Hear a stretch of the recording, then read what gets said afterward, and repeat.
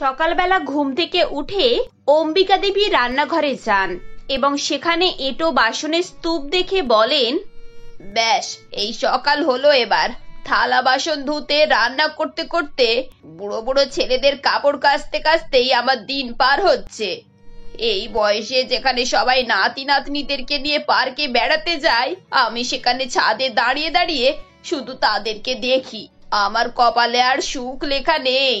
ঠিক এমন সময় অম্বিকা দেবীর প্রতিবেশী সুষমা দেবী সেখানে আসেন আর বলেন, অম্বিকা দি, নিজে নিজে কি এমন বকবক করছো শুনি? আমাকেও একটু বলো।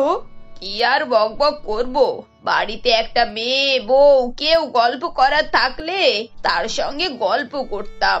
সেরকম কপাল তো আমার নেই, তাই নিজে নিজেই বকে যাচ্ছি।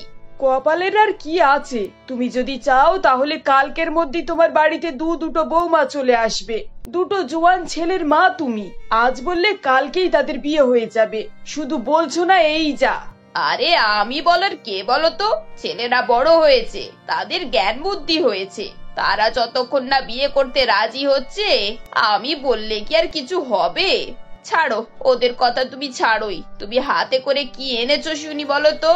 ও এটা? আরে এটা তো তোমাদেরই বাটি গো। পরশুদিন এঁচোড়ের তরকারি দিয়েছিলে, মনে নেই? কাল থেকে বারবার ভুলে যাচ্ছি, সেজন্য আজ মনে করে বাটিটা সঙ্গে আনলাম। ওহ বাবা, তুমি এমন করছো যেন সোনার কোনো জিনিস। একটা সামান্য বাটি যখন হোক দিলেই তো হবে। আমরা মধ্যবিত্ত মানুষ, আমরা সোনার বাটি পাবো কোথায় শুনি? তবে শুনেছি আগেকার দিনে রাজা মহারাজারা নাকি সোনার থালা বাটিতেই খাবার খেত।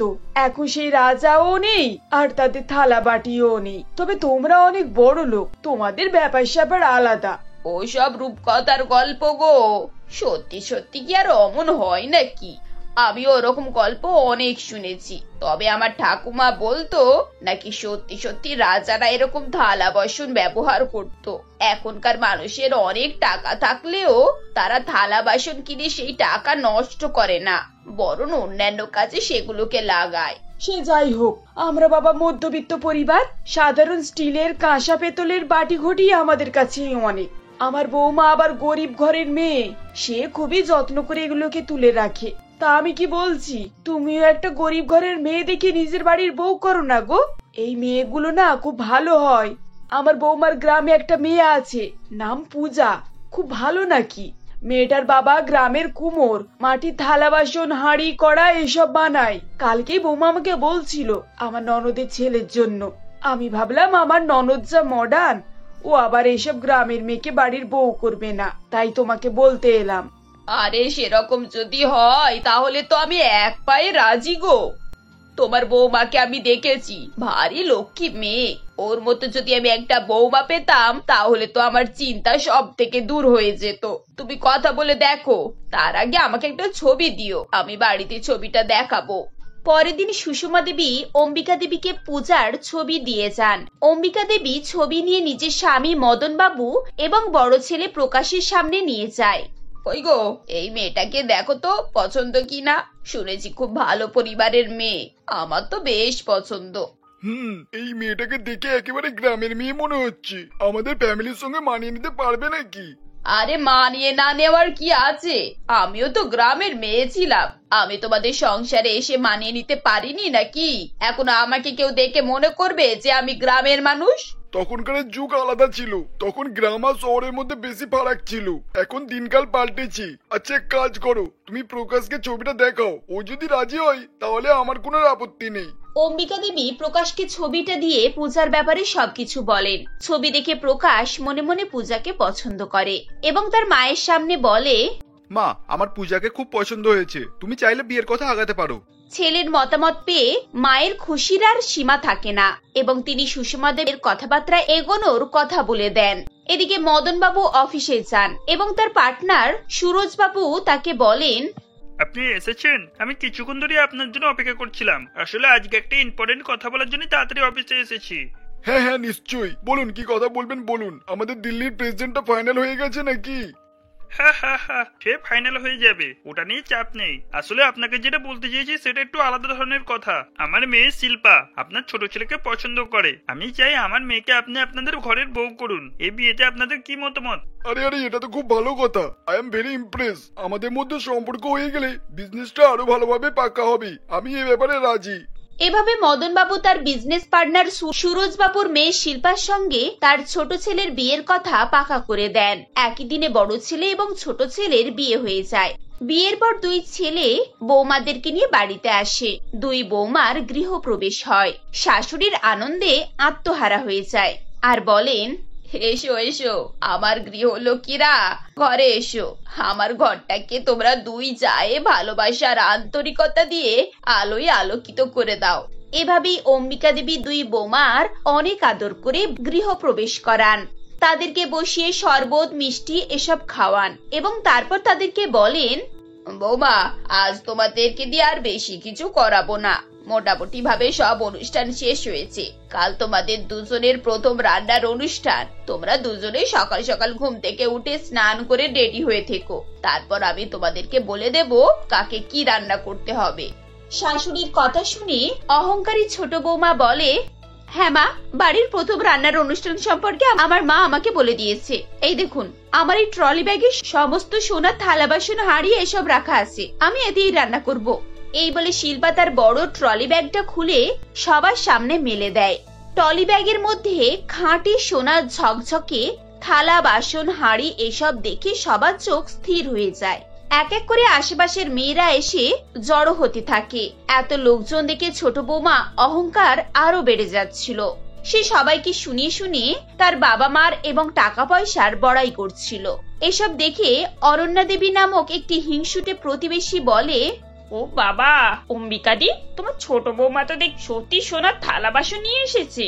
আর তোমার বড় বৌমা কি নিয়ে এসেছে শুনি? অমনি খালি হাতে চলে এসেছে নাকি? আমি শুনেছি ও নাকি খুব গরিব বাড়ির মেয়ে। কি আর আনবে, ছোটদের থালা বাসন নিয়ে হিংসা করবে শেষে। দেখো। অনন্যা দেবীর কথা শুনে পূজার খুবই খারাপ লাগে এবং সে তার ব্যাগ খুলে সবার সামনে মেলে ধরে আর বলে, কে আপনাদেরকে বলেছে আমার বাবা মা আমাকে কিছু দেয়নি? এই দেখুন, আমার বাবা মা আমাকে মাটির হাঁড়ি, কড়া, কলসি, কুকার, গ্লাস, বাটি সব দিয়েছে। আর এসব বাবা নিজের হাতে বানিয়ে দিয়েছেন। মাটির থালা বাসন? এ আবার কিছু জিনিস দেওয়ার হলো নাকি? এরকম জিনিসপত্র কে দেয় গো? আর তুমি আবার এই আবর্জনা স্তূপগুলোকে বয়ে বয়ে নিয়েও এসেছো। আমি বলে দিচ্ছি, আমার কিচেনে এইসব জিনিস আমি একেবারে সহ্য করব না। আমার সোনার থালা বাসনের সামনে এগুলো একটুকু মানাবে না। পুরো কিচেনের শোটাই নষ্ট হয়ে যাবে। শিল্পার কথা শুনে শাশুড়ি অম্বিকা দেবী একটু বিরক্ত হয়ে বলেন, ছোট বৌমা, এভাবে কাউকে ছোট করা উচিত না। সোনার থালা বাসন নিয়ে এত অহংকার ভালো না। বাবা, তোরা বৌমাদেরকে নিয়ে উপরে যা। ওরা আবার কাল সকাল সকাল উঠবে, ওদের অনেক কাজ। দুই ছেলে দুই বৌমাকে নিয়ে নিজেদের ঘরে চলে যায়। এদিকে কিছুক্ষণ পর দুই বৌমা তাদের থালা বাসন নিয়ে নেমে আসে। শিল্পা তার সোনার থালা বাসন, ঘটি, বাটি, হাঁড়ি সব নিয়ে রান্নাঘরে সাজিয়ে রাখে। পূজা তার মাটির জিনিসপত্র রান্নাঘরের বাইরে রেখে দেয় এবং দুজনে ঘুমাতে চলে যায়। পরের দিন ভোরের বেলা পূজা ঘুম থেকে ওঠে, ঘর দোর পরিষ্কার পরিচ্ছন্ন করে। এরপর স্নান করে পূজা শাশুড়ির কাছে যায়। এই নিন মা, প্রসাদ খান। বাহ, বড় বৌমা, তুমি তো একেবারে সকাল সকাল উঠে পড়েছো। ছোট বৌমা কি এখনো ঘুমাচ্ছে নাকি? যাও, ওকে ডেকে আনো। আমি তোমাদের দুজনকে একসাথে ডেকেছিলাম কিন্তু। এমন সময় মুখে অনেক মেকআপ লাগিয়ে দামি শাড়ি এবং প্রচুর গয়না পরে ছোট বৌমা শিল্পা তার শাশুড়ির সামনে এসে হাজির হয় আর বলে, মা, আমিও সকাল সকাল উঠে পড়েছি। আসলে রেডি হতে না একটু সময় লেগে গেছে। ছোট বৌমা, তুমি এত মেকআপ করেছো কেন? আবার তার উপরে এত গয়নাগাটি। আরে বাবা, আজকে তো বাড়িতেই থাকবে। এসব গয়নাগাটি, মেকআপ এরকম তৈরি হয়ে কি কেউ রান্না বান্নার কাজ করতে পারবে? গরমে তো তোমার আরো কষ্ট হবে। ওহ মা, আপনি এসব নিয়ে চিন্তা করবেন না তো। আমার বাবা এই সমস্ত গয়নাগাটি আমাকে দিয়েছে, রেগুলার পরার জন্য দিয়েছে, তাই আমি পরছি। যার নেই সে অমনি ঘুরবে, তাতে আমার কোনো আপত্তি নেই, তবে আমি এগুলোকে পরবো। আচ্ছা ঠিক আছে, তুমি যদি এগুলো পরে সামলাতে পারো তাহলে আমার আর কিছু বলার নেই।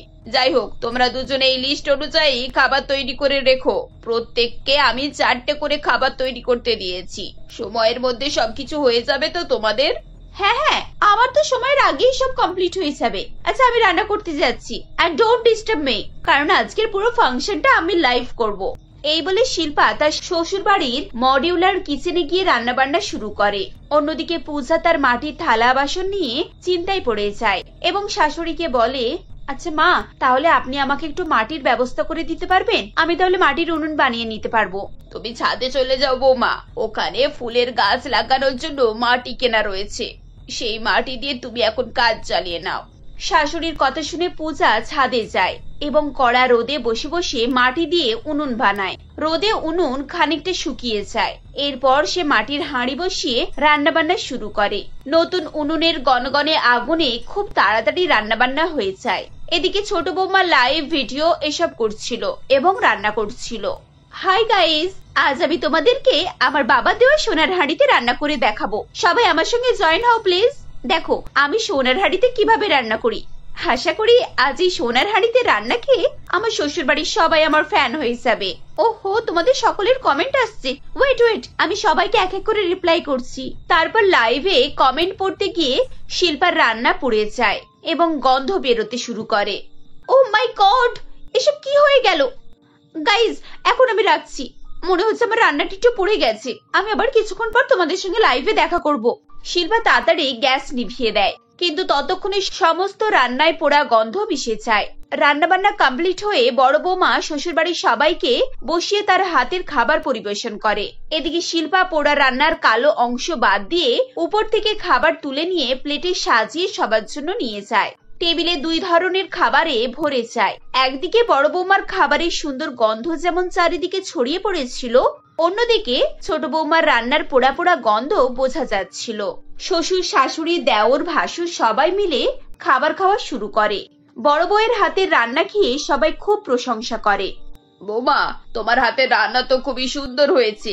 আমার মনে হয় মাটির হাঁড়িতে রান্না বলে আরো বেশি ভালো হয়েছে, তাই না? হ্যাঁ মা, মাটির হাঁড়িতে রান্না একটু আলাদা রকমেরই স্বাদ হয়। আপনি আর একটু নিন না। বাবা, এই মাছের তরকারিটা খান, আপনার বেশ ভালো লাগবে। ফ্যান্টাস্টিক রান্না হয়েছে বড় বৌমা, তো 5 স্টার হোটেলে শেফকেও হার মানিয়ে দিয়েছো। ওয়ান্ডারফুল। এই নাও, এতে 10,000 টাকা আছে, তোমার যেটা ইচ্ছা তুমি কিনে নিও। পূজা খুশি হয়ে শ্বশুরের কাছ থেকে টাকা নিয়ে নেয়। এদিকে শিল্পা তার বড় জায়ের এত প্রশংসা শুনে বিরক্ত হয়ে বলে, আপনারা তো সবসময় ওই রান্নাগুলোই খাচ্ছেন। আমি যে এত কষ্ট করে রান্না করলাম, তাও আবার সোনার হাঁড়িতে, সেগুলো তো আপনারা কেউ চোখেও দেখছেন না। না না, সেরকম কোনো ব্যাপার না। দাও, তুমি কি রান্না করেছো সবাইকে একটু করে তুলে দাও। শিল্পা সবাইকে খাবার তুলে দেয় এবং শিল্পার খাবার মুখে দিয়েই সবাই সঙ্গে সঙ্গে মুখ থেকে বের করে ফেলে দেয়। এ বাবা, ছি ছি ছি ছি, রান্না তো পুরো একেবারে করলার মতো তেতো হয়ে গেছে, আর এত পোড়া গন্ধ। তুমি তো সব খাবার পুড়িয়ে ফেলেছো দেখছি। নিজের এত অপমান শুনে শিল্পা আর সেখানে 1 মিনিটও দাঁড়ায় না। সঙ্গে সঙ্গে সে ছাদে গিয়ে তার বড় জায়ের মাটির হাঁড়ি, থালা, বাসন, ঘটি সব ভেঙে ফেলে দেয়। ছাদে থালা বাসন ভাঙার আওয়াজে সবাই সেখানে ছুটে যায়। বাবার দেওয়া থালা বাসন এভাবে ভেঙে যাওয়াতে পূজা কান্নাকাটি শুরু করে দেয়। এসব তুমি কি করলে শিল্পা? আমার বাবা এত কষ্ট করে থালা বাসনগুলো বানিয়ে দিয়েছিল, সেগুলোকে তুমি ভেঙে ফেললে।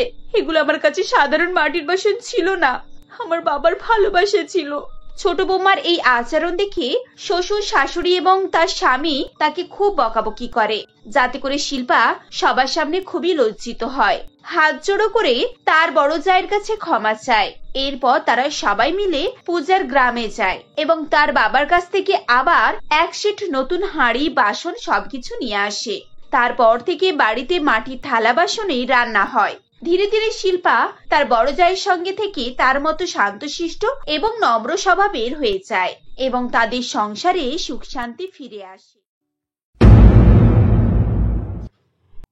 জোনাকি দেবী তার 2 ছেলে মানিক ও অশেষ ও বড় বৌমা নমিতা এবং 2 নাতি শুভ ও মিমকে নিয়ে বসবাস করতেন।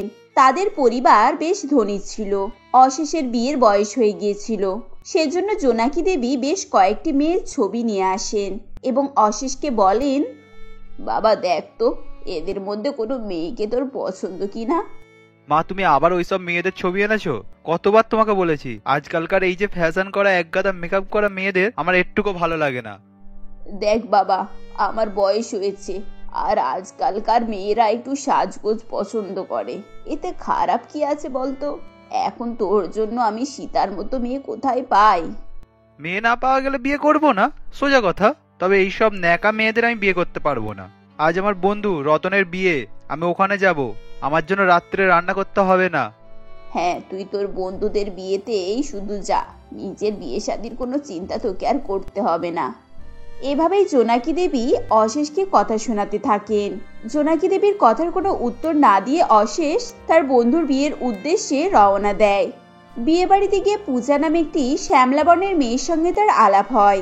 পূজা খুবই সাধারণ জামা কাপড় পরেছিল, গায়ের রং শ্যামলা হলেও তাকে দেখতে শুনতে বেশ আকর্ষণীয় ছিল। তার কথাবার্তা শুনে অশেষের তাকে খুবই ভালো লাগে। এরপর কয়েকদিন তারা ফোনে কথাবার্তা বলে এবং হঠাৎ করে অশেষ পূজাকে মন্দিরে বিয়ে করে বাড়ি নিয়ে আসে। অশেষ এবং পূজাকে দেখে জোনাকি দেবী বলেন, এ কি, তুই কাকে বিয়ে করে এনেছিস? এত মেয়ে থাকতে তোর এই মেয়েকে পছন্দ হলো, আর তুই এভাবে কাউকে না বলে এই কাজ করতে পারলি? আমাকে ক্ষমা করে দাও মা, আমি তোমাদের সবাইকে না জানিয়েই বিয়েটা করেছি, কিন্তু আমার কাছে আর কোনো উপায় ছিল না। তাছাড়া পূজাকে দেখে তোমরা কেউ পছন্দই করতে না, কিন্তু বিশ্বাস করো ও খুব ভালো মেয়ে। এরপর মানিক এবং নমিতা জোনাকি দেবীকে অনেক বোঝায়। তখন জোনাকি দেবীর আর কিছু বলার ছিল না। প্রথম তিনি পূজাকে খুব একটা পছন্দ করতেন না, কিন্তু পূজা তার ব্যবহার এবং কাজের মাধ্যমে সবার মন জয় করে নেয়। ধীরে ধীরে জোনাকি দেবীও সবকিছু ভুলে পূজাকে আপন করে নেন। এভাবেই দিন কাটতে থাকে এবং পূজা গর্ভবতী হয়। দেখতে দেখতে বেশ কয়েক মাস কেটে যায়। একদিন সকালে জোনাকি দেবী তার পরিবারের সবাইকে ডেকে বলেন, তোমাদের সঙ্গে আমার একটা কথা আছে। তোমরা তো জানো অশেষের বিয়েটা কি পরিস্থিতিতে হয়েছিল। তখন আমরা কেউই এই বিয়েতে অংশগ্রহণ করতে পারিনি। তবে আমি আমার ছেলের সন্তান আসার খুশিতে বাড়িতে অনেক ধুমধাম করে একটা অনুষ্ঠান করতে চাই। বাড়িতে অনেকদিন পর একটা বড় অনুষ্ঠান হবে, এটা তো অনেক বড় খুশির খবর মা। তুমি যখন চাও অনুষ্ঠান করতে, তাহলে আমরা সবাই তোমার সঙ্গে একমত। আমার ভাইপো ভাইজি এই পৃথিবীতে আসছে, আমি আজকেই একটা বড় লজ ভাড়া করব। না না, লজ ভাড়া করার কোনো দরকার নেই। আমাদের এত বাড়ি আছে, অনুষ্ঠান এখানেই হবে। তোমরা তোমাদের বন্ধু বান্ধব যাদেরকে নেমন্তন্ন করার করে দাও, বাকিটা আমি সামলে নেব। কয়েকদিন পর জোনাকি দেবীর বাড়িতে বড় অনুষ্ঠান হয়। অনুষ্ঠানে সবাই আসে এবং পূজাকে আশীর্বাদ করে। বাড়ির সবাই মিলে এক জায়গায় দাঁড়িয়ে হাসি মজা করছিল। এরই মাঝে জোনাকি দেবীর ননদ পল্লবী দেবী তাকে আড়ালে ডেকে এনে বলেন, বৌদি, তোমার ছোট বৌমা তো দেখতে শুনতে খুব একটা ভালো নয়। তাছাড়া সব থেকে চোখে লাগার বিষয় হলো তোমরা সবাই কত ফর্সা, তার মাঝে তোমার ছোট বৌমা এত কালো। ওকে তো তোমাদের পরিবারের সঙ্গে একটুও মানাচ্ছে না। ওসব কথা বাদ দে পল্লবী, বৌমা আমার খুবই ভালো মেয়ে, রূপে লক্ষ্মী না হলেও গুণে সরস্বতী। তা তুমি যাই বলো বৌদি, তোমার নাতি নাতনি যদি কালো হয় তখন কিন্তু তাদের বিয়ে দিতে অনেক সমস্যা হবে তোমাদের। আর সবাই কি বলবে সেটার কথা একবার ভেবেছো? মুখে যতই সবাই ভালো বলুক না কেন, আড়ালে কিন্তু সবাই এটাকে নিয়ে কথা বলা বলি করছে। পল্লবী দেবীর কথা শুনে জোনাকি দেবীর মন খারাপ হয়ে যায় এবং তিনি বলেন, এখন আর কি করব পল্লবী, আমার ছোট ছেলে নিজের পছন্দ করেই ওই মেয়েকে বিয়ে করে এনেছে। আমার হাতে তো আর কিছু নেই। কিছু নেই বলছো কেন বৌদি? এখনো অনেক কিছু করার আছে। তুমি কাল আমাদের বাড়িতে এসো, আমি তোমাকে নিয়ে এক তান্ত্রিক বাবার কাছে যাব। উনি অনেক বড় সিদ্ধ পুরুষ, তোমার সব সমস্যার সমাধান হয়ে যাবে। অনুষ্ঠান মিটে যাওয়ার পর যে যার ঘরে শুতে চলে যায়, কিন্তু জোনাকি দেবী সারা রাত ঘুমাতে পারেন না এবং সকাল হওয়ার অপেক্ষা করতে থাকেন। সকাল হলেই তিনি বাড়ির কাউকে কিছু না জানিয়ে চুপি চুপি বাড়ি থেকে বেরিয়ে যান এবং পল্লবী দেবীর বাড়িতে গিয়ে উপস্থিত হন এবং বলেন, পল্লবী, ও পল্লবী, এখনো ঘুমাচ্ছিস? তাড়াতাড়ি ওঠ, আমাকে কোথায় নিয়ে যাবি বলেছিলিস না? আরে বৌদি, তুমি চলে এসেছো? একটু দাঁড়াও, আমি তৈরি হয়ে নিই। আচ্ছা পল্লবী, এসব টান্ত্রিকে কিন্তু আমার খুব একটা বিশ্বাস নেই। শুনেছি অনেক টাকা পয়সা নিয়ে মানুষজনকে ঠকিয়ে বেড়ায়। বৌদি, ওসব নিয়ে তুমি চিন্তা করো না। আমার পাশের বাড়ির মিতা কাকিমা, উনি বলেছেন তার গ্রামের এক গরিব পরিবারের মা তার মেয়ের জন্য তান্ত্রিক বাবার কাছ থেকে ওষুধ এনে খাইয়েছিল। তার নাকি দুধের মতো সাদা ছেলে হয়েছে। এই তান্ত্রিক বাবা কতদিন হলো এই শহরে এসেছেন? গত সপ্তাহতেই এসেছেন। শুনেছি নাকি বিভিন্ন জায়গায় ঘুরে ঘুরে উনি ওনার ওষুধ দিয়ে মানুষের উপকার করছেন। তুমি দেখো, বাবাজির আশীর্বাদে তোমার নাতি নাতনি ফর্সা হবে। এরপর পল্লবী দেবী এবং জোনাকি দেবী সেই তান্ত্রিক বাবার কাছে যায়। বাবা এক গাছের তলায় বসেছিলেন। তারা গিয়ে তাকে প্রণাম করে এবং পল্লবী দেবী বলেন, বাবাজি, এ হলো আমার বৌদি। বৌদি খুব দুশ্চিন্তায় আছে, তার জন্যই আমরা আপনার কাছে এসেছি। আপনি কিছু একটা সমাধান করে দিন বাবা। বুঝতে পেরেছি, তোর বাড়িতে নতুন অতিথি আসছে আর সেই জন্যই তুই এত দুশ্চিন্তায় আছিস। সে আবার তার মায়ের মতো কালো হয়ে জন্মাবে না তো, এই ভাবনায় ভাবছিস, তাই না? আপনি একেবারে ঠিক বলেছেন বাবা। তা আপনি কি করে বুঝতে পারলেন? আমি সব জানি। তোর এই সমস্যার সমাধান আমার কাছেই আছে। এই যে এই শিশির ওষুধটা তোর বউকে দুধের সঙ্গে গুলে খাইয়ে দিস, দেখবি আর কোনো চিন্তা থাকবে না।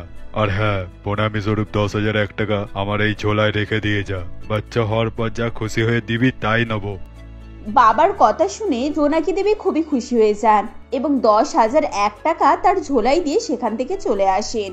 বাড়ি ফিরে এসে তিনি এক গ্লাসের দুধে সেই বাবার দেওয়া ওষুধ মিশিয়ে তার ছোট বৌমা পূজার ঘরে আসেন। সেই সময় পূজা এবং অশেষ কথা বলছিল। জোনাকি দেবী তার ছোট বৌমাকে বলেন, বৌমা, আজকাল দেখছি তুমি তোমার স্বাস্থ্যের দিকে একটুও খেয়াল রাখছো না। এই নাও, আমি তোমার জন্য গরম দুধ এনেছি, এটা চটপট করে খেয়ে নাও তো। বাহ মা, এখন তো দেখছি বৌমাই তোমার নিজের হয়ে গিয়েছে। ছেলে যে এইদিকে দিনকে দিন রোগা হয়ে যাচ্ছে, তার জন্য তোমার কোনো চিন্তাই নেই। দেখলেন তো মা, আপনার ছেলে আমার উপরে হিংসা করছে। ছোট থেকে ও একটু হিংসুটে স্বভাবের বৌমা, তুমি ওর কথা বাদ দাও, চটপট করে দুধটা খেয়ে নাও তো দেখি। এরপর পূজা তার শাশুড়ি মায়ের দেওয়া দুধের গ্লাসটি মুখে তুলে নেয় এবং কিছুক্ষণের মধ্যেই সমস্ত দুধ খেয়ে ফেলে। দুধ খাওয়ার সঙ্গে সঙ্গেই তার পেট ব্যথা শুরু হয় এবং সে কাঁদতে কাঁদতে বলে, আহ মা গো, আমার খুব কষ্ট হচ্ছে। কি হলো পূজা, তোমার কি কোনো কষ্ট হচ্ছে? আমায় বলো। আমার খুব পেট ব্যথা করছে গো, আমি আর সহ্য করতে পারছি না। ও মা গো। সে কি, তুমি ওকে এক পাশে তাড়াতাড়ি ধরো, ওকে এক্ষুনি হসপিটালে নিয়ে যেতে হবে। এরপর অশেষ এবং জোনাকি দেবী ধরাধরি করে একটি গাড়িতে করে পূজাকে হাসপাতালে নিয়ে আসেন। কিছুক্ষণ পর বাড়ির বাকি সদস্যরাও হাসপাতালে এসে উপস্থিত হয়। হাসপাতালে চিকিৎসা হওয়ার পর ডাক্তারবাবু অপারেশন থিয়েটার থেকে বেরিয়ে এসে তাদের কাছে আসেন এবং বলেন, পেশেন্টের হাজবেন্ড কে? তার সঙ্গে আমার একটু কথা আছে। ডাক্তারবাবু, আমি ওনার হাজবেন্ড। আমার স্ত্রী আর বাচ্চা সুস্থ আছে তো? আমরা খুবই দুঃখিত, আমরা আপনার বাচ্চাকে বাঁচাতে পারলাম না। পেশেন্টের অপারেশন তো আমরা করে দিয়েছি, কিন্তু উনি সুস্থ হতে বেশ কিছুদিন সময় লাগবে। কিন্তু ডাক্তারবাবু, এইসব হলো কি করে? তো বেশ সুস্থ ছিল। মায়ের দেওয়া দুধ খাওয়ার পর হঠাৎ করে এই ব্যথা চালু হলো, আর তারপরে এই সব ঘটে যায়। আইসি, এবার পুরো ব্যাপারটা আমার কাছে ক্লিয়ার হলো। ওই দুধে পাকা পেঁপের দানা ছিল, যাতে করেই ওনার এই অবস্থা হয়েছে। আপনাদের অনেক সচেতন হওয়ার দরকার ছিল। কি মনে করে আপনারা পেশেন্টকে এইসব খাওয়াচ্ছেন? ডাক্তারবাবুর কথা শুনে প্রত্যেকেই অবাক হয়ে যায়, কিন্তু কেউ তখন আর কিছুই বলে না।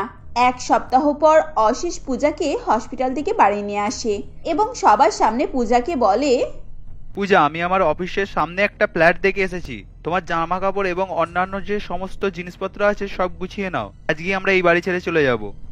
অশেষের কথা শুনে বাড়ির অন্যান্য সদস্যরা চমকে যায়। নমিতা তাকে বাধা দিতে গিয়ে বলে, এ কি বলছো তুমি ঠাকুরপো? তুমি এই বাড়ি থেকে চলে যাচ্ছ, কিন্তু এতে আমাদের দোষ কোথায় বলো? বৌদি, তোমাদের কোনো দোষ নেই। আমি আমার স্ত্রীকে এমন পরিবেশে রাখতে চাই না যেখানে আমার সন্তানের জীবন চলে যাবে। এরপর জোনাকি দেবী আর নিজেকে সামলে রাখতে পারেন না। তিনি কাঁদতে কাঁদতে অশেষ এবং পূজার সামনে এসে বলেন, আমাকে তোরা ক্ষমা করে দে বাবা। আমি পল্লবীর কথা শুনে লোভে পড়ে গিয়েছিলাম। ও বলল ওই বাবাজির ওষুধ খেয়ে নাকি অনেকের ফর্সা বাচ্চা হয়েছে, তাই আমি সেখানে গিয়ে ওই ওষুধ এনে বৌমাকে খাইয়েছি। এখন আমি বুঝতে পারছি আমি তোদের কত বড় ক্ষতি করে ফেলেছি। কিন্তু বিশ্বাস কর, আমি জানতাম না ওই ঠক বাবার ওষুধ খেয়ে আমাদের এত বড় ক্ষতি হয়ে যাবে। এভাবেই জোনাকি দেবী অনেক কান্নাকাটি করেন এবং বারবার পূজা ও অশেষের কাছে ক্ষমা চান। জোনাকি দেবীকে নিজের ভুল স্বীকার করতে দেখে পূজার মন গলে যায় এবং সে তার শাশুড়ি মাকে ক্ষমা করে দেয়। এই ঘটনার প্রায় 2 বছর পর পূজার কোলে একটি সন্তান আসে। সেই সন্তান পূজার মতোই শ্যামলা বর্ণের ছিল, কিন্তু বাড়ির সবাই, বিশেষ করে জোনাকি দেবী, তাকে বাড়ির অন্যান্য বাচ্চাদের মতোই সমান যত্ন এবং আদরেই বড় করে তোলেন।